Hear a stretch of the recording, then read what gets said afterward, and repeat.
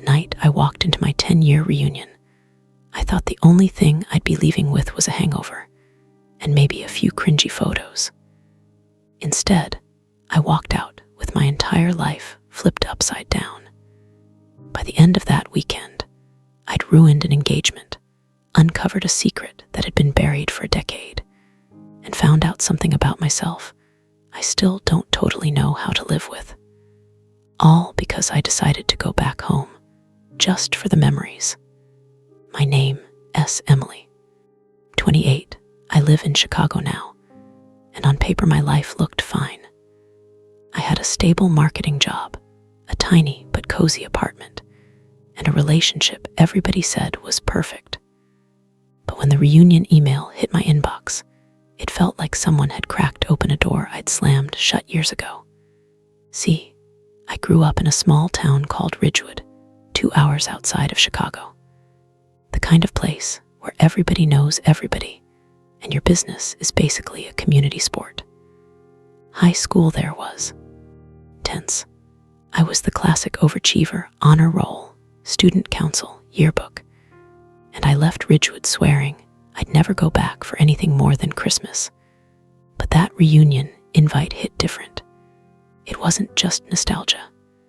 Underneath all the come catch up with old friends, marketing fluff, I could feel this pull, like there was unfinished business waiting for me back there.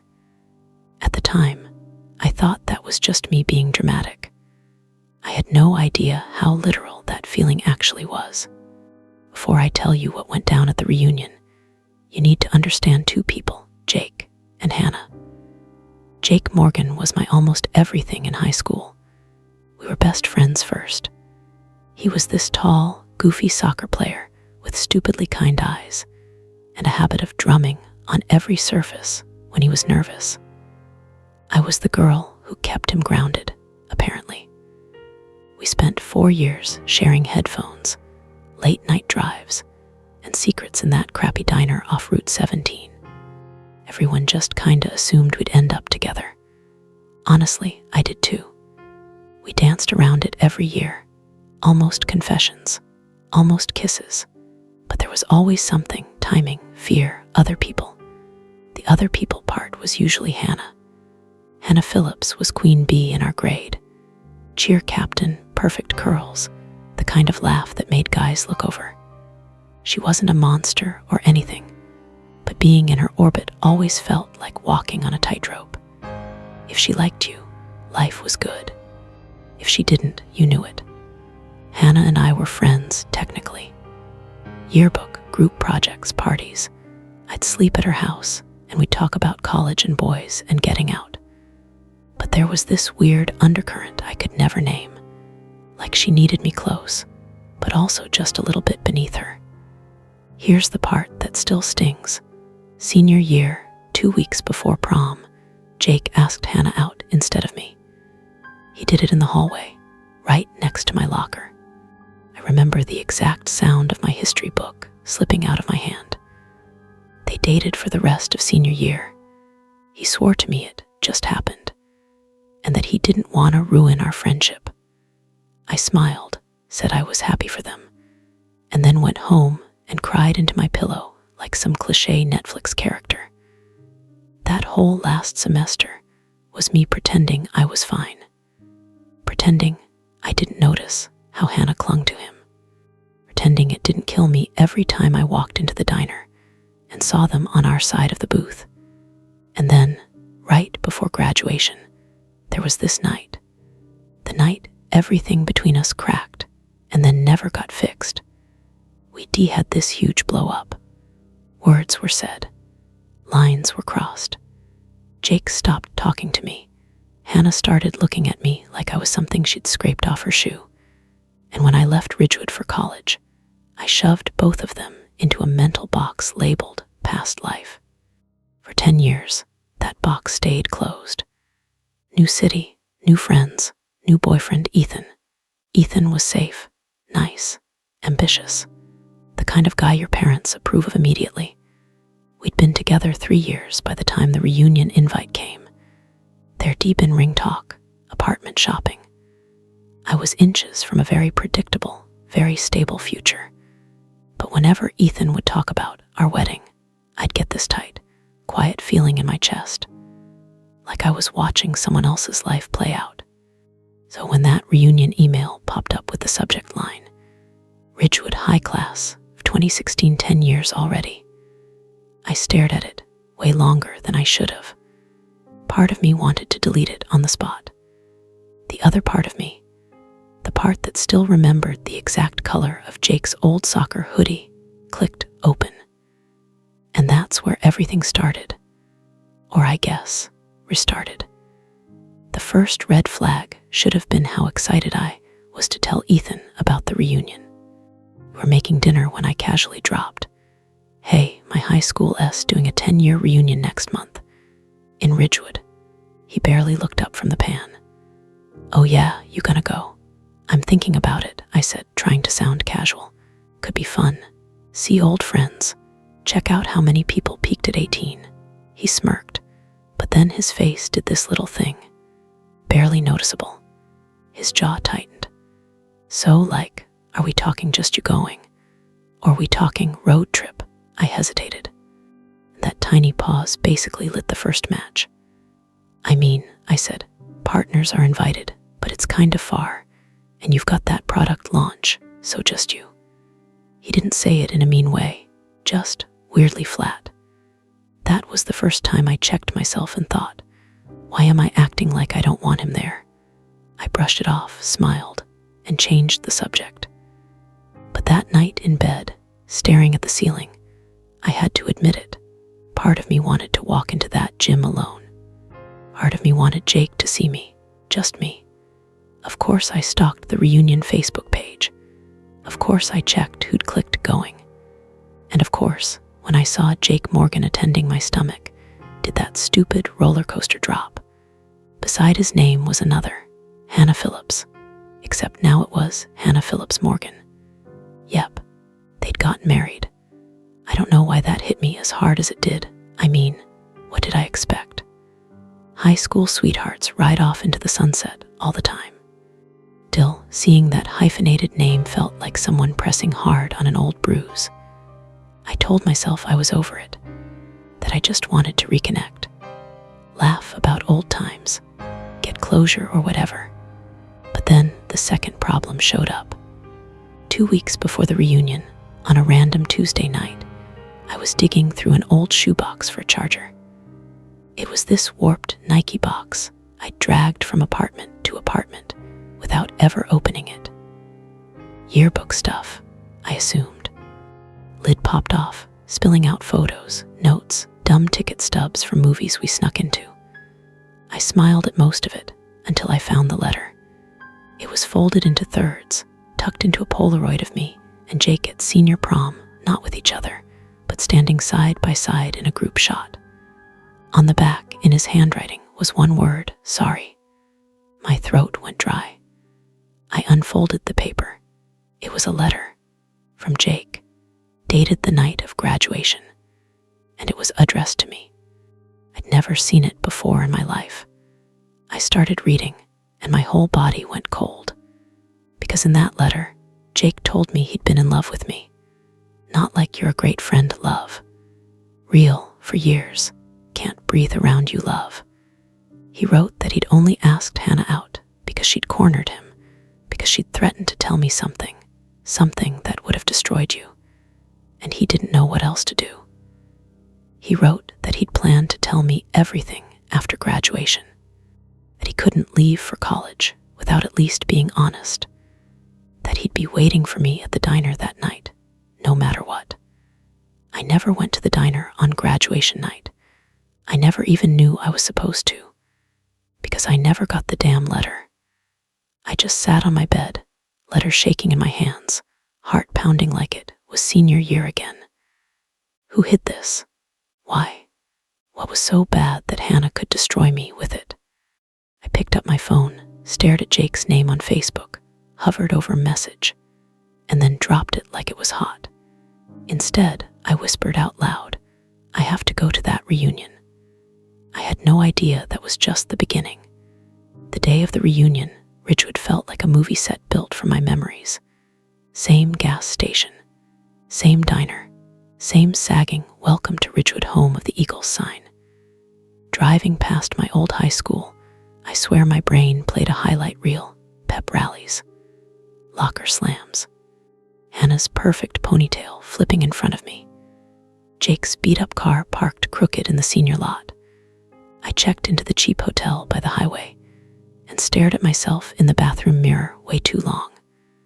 I dressed up a little more than I needed to, curling my hair. Lipstick I usually only wear for work events. You're just curious, I told my reflection. Curious and maybe a little petty, that's it. But deep down, I knew I was lying. On the drive over, Ethan called. I almost let it go to voicemail. Guilt made me swipe. "Hey," I said, merging onto the road toward the school. "Hey, you there yet?" he asked. His voice sounded weirdly far away. "About to be, you okay?" There was a pause. "Yeah, just checking in, seeing how you're feeling." I thought about the letter folded in my bag, about Jake's handwriting, the way he'd written "I'm sorry" like he meant it. "I'm good," I lied, nervous, but good. "All right," he said. "Well, have fun. Text me later." Of course. I hung up and immediately put my phone on Do Not Disturb. The parking lot was already half full.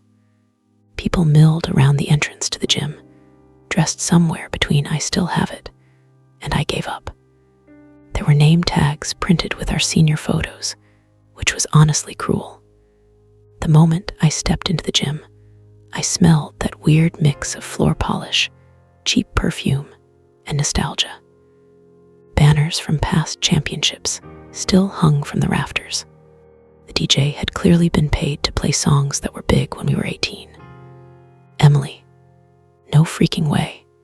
I turned and saw Jason Miller, former class clown, now sporting a dad bod and a receding hairline. We hugged, laughed, traded the usual "what are you up to now" lines. But I wasn't fully there. My eyes kept scanning the room, looking for one face. And then I saw him. Jake was over by the bar, talking to a couple of guys from the soccer team. He'd filled out a little, shoulders broader, hair shorter. Same eyes, though, same nervous hand tapping a rhythm on his glass. Standing next to him, hand on his arm, was Hannah. She looked exactly like the version of herself she probably imagined at 28. Designer dress, perfect waves in her hair, diamond on her left hand that could probably pay off my student loans. My heart started doing this stupid drum solo in my chest. I almost turned around and walked right back out. But then Jake's eyes found mine across the room, and for a second, it was like we were 17 again. The noise faded. The lights blurred. It was just us and 1,000 conversations we'd never had. His lips parted like he was about to say my name, even from that far away. Then Hannah followed his gaze. The second she saw me, something flickered across her face. Surprise. Then something tighter, like she'd just bitten into a lemon. "Well, if it is Miss Chicago," she said, breezing over before Jake could move. Her hug was quick and perfumed. "You look different." "Hey, Hannah," I said, forcing a smile. "Guess we all do." Jake stepped forward, and for a beat, it felt like my lungs forgot how to work. He said, just that, my nickname from a lifetime ago. "Hey, Jake," awkward silence. Background music, my heart yelling at me that I was an idiot for coming. "So," Hannah said brightly, looping her arm through his. "You two have a lot to catch up on, I'm sure. But first, drinks. Our treat, since we're the boring married couple now." She laughed, but there was an edge to it. The way her fingers tightened on his arm did not feel boring. We all moved toward the bar. People kept stopping us to say hi, marvel at how grown we looked, brag about kids and businesses and fitness journeys. But under all of that, the tension between the three of us was thick enough to chew. At one point, while Hannah was busy telling someone about her interior design business, Jake leaned closer to me and said quietly, "Can we talk?" "Later." My pulse spiked. "Yeah," I said. "Yeah, we should. But that that's when things got weird. About an hour in, after the DJ had made us all suffer through our senior year class song, the reunion committee did this cheesy slideshow. Photos of us at dances, games, field trips. Then they opened the mic for sharing memories. I was half listening, half plotting how to corner Jake without Hannah when I heard my name. Remember that time Emily almost got expelled? Jason was at the mic, laughing, clearly a few drinks in. People turned to look at me. I froze. I didn't almost get expelled, I called out, trying to laugh it off. It was a misunderstanding. The room chuckled, but Hannah didn't. She was stiff next to Jake, eyes on the screen. One of the photos that popped up was of me, junior year, sitting on the steps outside the principal's office. I looked annoyed, arms crossed, Jake sitting 2 steps below, making some dumb face at the camera. I remembered that day. Sort of. There'd been some kind of rumor that I'd plagiarized a term paper. Total crap, obviously. It blew over in a week. I hadn't thought about it in years. But as those photos flashed by, that tight feeling in my chest came back. Along with fragments, teachers whispering, Hannah not meeting my eyes in the hallway, Jake saying, "I'm sure it'll blow over. Don't worry." Why was I thinking about that now? After the slideshow, things broke back into little groups. Someone started a game of flip cup in the corner. A cluster of moms compared stroller brands on their phones. I slipped out into the hallway for air. The fluorescent lights buzzed. Lockers stretched down both sides like metal ghosts. I leaned against one and exhaled, finally letting my face drop the fake "I'm totally fine" smile. Some things never change, huh? I jumped. Jake was there, hands in his pockets, looking as nervous as I felt. "Sorry," he said. "Didn't mean to creep up on you." "It's fine," I said. "I think this entire building is just jump scare energy now." We both laughed. It felt weird and familiar all at once. There was a beat. Then he said quietly, "I'm glad you came." Yeah, he said. "I've wanted to talk to you for a long time." My hand went to my bag, fingers brushing the folded letter. "Funny you say that," I said, "because I found something of yours." His brows knit. "What do you mean?" I pulled the letter out and held it up. "This, you wrote it, graduation night." The color drained from his face. You got that," he whispered. 3 weeks ago," I said, "in a shoebox. It was tucked in a photo. I never saw it back then." "I gave that to," he started, then stopped. "To who?" He swallowed. "I handed it to Hannah. Asked her to give it to you. She said she would." My stomach dropped. "Jake," I said slowly, "I never got this, ever. I had no idea you wanted to meet at the diner. I thought you were just done with me." He stared at me like he'd been hit. "I thought you read it and decided you were done with me."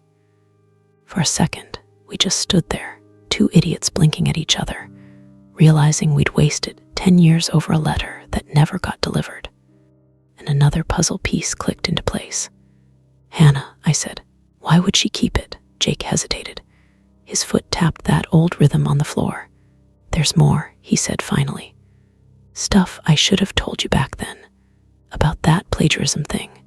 About why I started dating her." That tight feeling in my chest turned into a full-on vice. "What about it?" He looked down the hallway, like he was checking that we were alone. Then he said, "Hannah started that rumor, about your paper. She copied your essay, turned it in to another teacher, then found the similarities and went to the principal. She did it because she was mad I was gonna ask you to prom." The air felt suddenly too thin. "No," I said automatically. "She wouldn't. Her, Jason, and 2 other people were in on it," Jake said. "I found out the next day. She told me she'd take it back if I went to prom with her instead. She knew how much your record meant to you. She knew you wanted that scholarship clean." I was 17 and stupid, and I panicked. My brain was racing, pulling memories like threads. The way the teachers had gone weirdly soft about the plagiarism thing so fast. The way Hannah had been extra sweet to me that week. way she'd comforted me after, telling me, "It's probably just a glitch in the system. Don't stress." I felt sick. "You're telling me," I said slowly, "that she blackmailed you into dating her by framing me for something that could have cost me college?" He nodded, shame written all over his face. "I figured if I went along with it for a while, she'd get bored. I thought I could fix it quietly. Then it just spiraled, and I never worked up the guts to tell you. That letter was me finally trying, and apparently I failed at that too." I leaned back against the locker because my knees suddenly didn't feel super reliable. "That's insane," I whispered. "And you just married her anyway?" His jaw flexed. "I didn't know she kept the letter. I thought UD ignored it." By the time I realized how deep her control stuff went, we were already in it. "There's more. Stuff about you. Things she told people after you left." My head was spinning. The girl I'd cried with at sleepovers. The friend who'd helped me pick college dorm decor. The girl who'd texted me, "I'm so proud of you," on move-in day. And she'd been actively sabotaging me behind the scenes. What happened next still messes with my head. Before Jake could say more, we heard heels clicking down the hallway. "Hannah, there you two are," she said, voice bright but eyes sharp. "Everyone's looking for the golden couple of yearbook." She glanced at the letter still in my hand, then at Jake's face. And in that 1 second, I watched her put it all together. Her smile didn't even flicker. "Old love notes," she joked. "Cute." "This isn't cute, Hannah," I said. "It's the letter from graduation. The one you never gave me." For the first time that night, she actually looked rattled. Just a crack, but I saw it. "I don't know what you're talking about," she said. "Jake, what is this?" He stepped a little in front of me.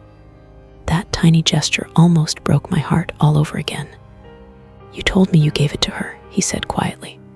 "Why lie?" She laughed, but it came out wrong. "Oh my God, are we really doing this? It was 10 years ago. We were kids. I probably just forgot. Forgot to give my best friend a letter where I told her I loved her," Jake said. "Forgot to mention that you nearly blew up her academic record so I'd take you to prom." There it was, out loud, floating in the fluorescent hallway between us. Hannah's eyes flashed. "Wow," she said. "So that's how we're spinning it. You were always obsessed with her, Jake. You think I didn't notice? I did what I had to do to protect my relationship." "Protect it from what?" I shot back. "From me existing." She turned on me. "Oh, please, Emily, you were leaving. You'd already gotten your scholarships and your big city dreams. You had everything. I had this town. I had him. I couldn't compete with you and your perfect little future and your perfect little image." The words hit me like slaps. Perfect, me. I thought about all the nights I'd stayed up studying, terrified of failing. All the times I'd cried because I felt like a backup character in her movie. "I wasn't trying to compete with you," I said, throat tight. "You were my friend. For a while," she said, "until you started winning everything. You don't get it. People expected you to go far. No one expected that of me. I had to make my own leverage." I stared at her, suddenly seeing not the confident queen bee, but a scared 17-year-old trying desperately not to get left behind. It didn't excuse anything, but it explained a lot. Jake ran a hand through his hair. "This isn't just some minor drama. You almost cost her everything, and you used that to trap me. That's not leverage, that's messed up." "Oh, spare me the moral high ground," she snapped. "You still married me, didn't you?" Silence. He swallowed. "Yeah," he said, "and that was a mistake. You could have heard a pin drop." Hannah's face crumpled like he'd physically hit her. For a second, the anger dropped and all I saw was hurt. "Oh," she whispered. "Wow, you're really doing this, here, with her." She looked at me again, eyes shiny now. "You happy? You always get what you want in the end, don't you, Em?" That line hurt more than it should have, because the truth was I wasn't happy. I hadn't been, not really, for a long time. I thought about Ethan, about our safe little life, about how I'd turned my phone on Do Not Disturb like I was hiding something. In that moment, I realized I'd spent 10 years letting guilt and fear make my choices, letting other people's expectations steer my life. I couldn't go back and fix high school, but I could decide who I wanted to be now. So I took a breath and did the one thing I'd been avoiding since I found that letter. I'm not here to steal anyone's husband, I said. I'm not here to relive some teenage fantasy. I came because I deserved to know the truth about what happened. And now I do. I turned to Jake. We lost something big back then, but we lost it. We can't pretend we didn't. His eyes searched mine, pained. I care about you, I said. I probably always will. But you have a whole marriage to sort out. And I have a whole life I've been half living. Neither of us can fix that at a reunion. Hannah let out a shaky breath, like she'd been waiting to see if I'd go for the jugular. So what, you just drop this on me and walk away, she said. That's it. No, I said. This doesn't just disappear. You need to figure out why you thought sabotaging me was your only option. You need to talk to Jake, really talk, without using me as a pawn. Maybe a therapist too, for both of you. It wasn't a dig. It was just honestly what I believed.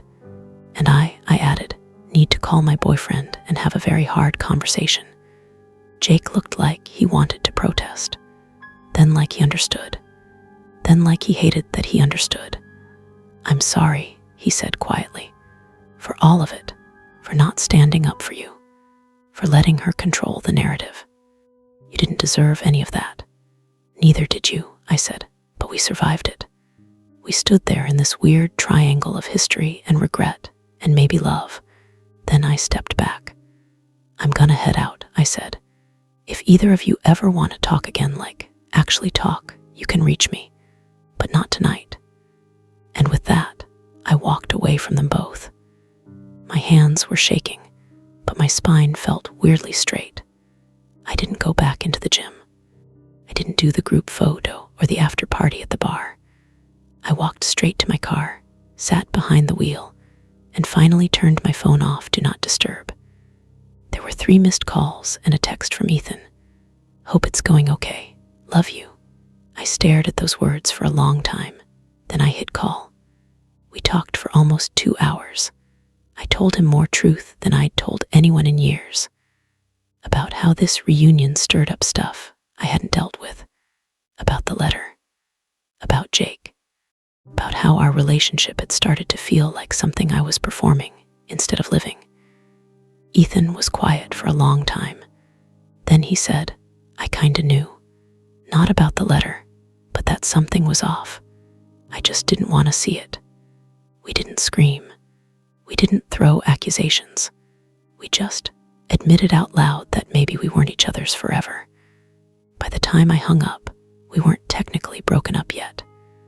But we both knew where it was heading. For the next few weeks, we made it official. It was painful and messy, and honestly, the most adult breakup I've ever had. As for Jake and Hannah, a month after the reunion, I got a short email from him. They'd started counseling. Jake had moved out temporarily. He didn't know where it would end up. He just knew they couldn't keep pretending everything was fine. At the bottom of the email, he wrote, whether we end up together or not, I'm done letting fear make my choices. You helped me see that. Thank you. I didn't reply right away. I sat with it. Let it just be what it was. Because here's the thing, going to that reunion didn't give me some fairy tale ending. I didn't ride off into the sunset with my high school crush. I didn't get to rewrite the past. What I got was heavier, and somehow more important. I got the truth. Ugly, complicated, overdue truth. I got to stop wondering, what if, and start asking, what now? I realized I'd been living my entire adult life as if I was still that girl in the hallway, waiting for other people to choose me, waiting for letters that never came, letting other people's lies shape my story. Walking out of that gym, I finally understood something. Reunions aren't really about going back. They're about seeing who you've become in spite of where you started. So yeah, I went to my reunion and got more than memories. I got answers. I got closure I didn't even know I needed. And I got permission from myself, finally, to stop living in the shadow of a story that ended 10 years ago. If you ever get the chance to go back and face your own Ridgewood, just know this: you might not like everything you find, but sometimes the only way to move on is to walk straight through the past, look it in the eye, and say, I'm not that person anymore. That night, for the first time in a long time, I drove away from my hometown without feeling like I was running. I wasn't chasing Jake. I wasn't trying to impress Hannah. I was just me. And honestly, that was worth more than any memory